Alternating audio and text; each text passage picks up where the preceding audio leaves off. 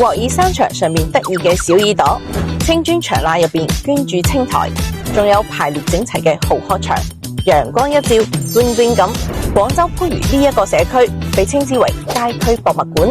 一件可以穿越700年嘅歷史。佢就係市橋之心先鋒社區。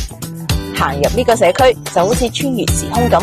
，60幾棟明清時期嘅鑊耳山牆、青磚牆建築等等，100幾棟近現代紅磚建築、坡屋頂建築，600幾棟現代各類公建、民房集合嘅住宅建築，老廣風情搭埋時代印記，難怪呢度可以入選廣州歷史文化名城保護規劃嘅市級傳統村落啦。咁經過微改造之後呢，依家呢度有4大主題體驗區，行一轉就可以睇晒番禺嘅變遷。首先嚟到嘅係先鋒大街12號，呢度係中西合璧嘅古民居，3間2廊嘅嶺南格局，2樓收住西洋歐式嘅陽台，窗台刻住花鳥草味，仲有隻鷹頭正對住謝家嘅風水長方堂，寓意近水樓台先得月，紅鷹展翅。院入邊嘅老鳳凰古樹象徵住銅金黑金盡在。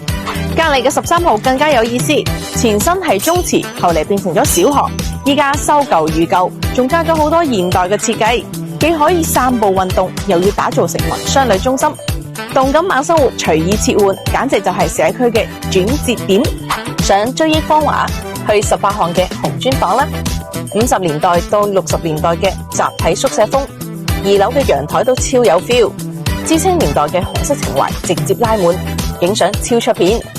呢度呢仲有一段光榮嘅歷史。1949年解放軍解放市橋，先頭部隊駐紮喺謝氏宗祠，民豐小學改名為先鋒小學。先鋒2個字呢就係為咗紀念先行者精神啦。香港名人謝希嘅紫園喺前鋒大街18號，導演謝添攞獎攞到手軟，原來都係從呢度行出去嘅大佬。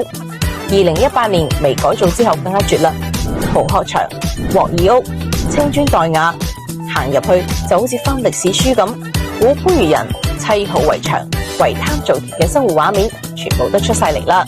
從明清古建到芳華記憶，從先鋒精神到現代宜居，呢度每一步都藏住驚喜。嚟先鋒社區解鎖老番禺嘅 N 種打開方式啦！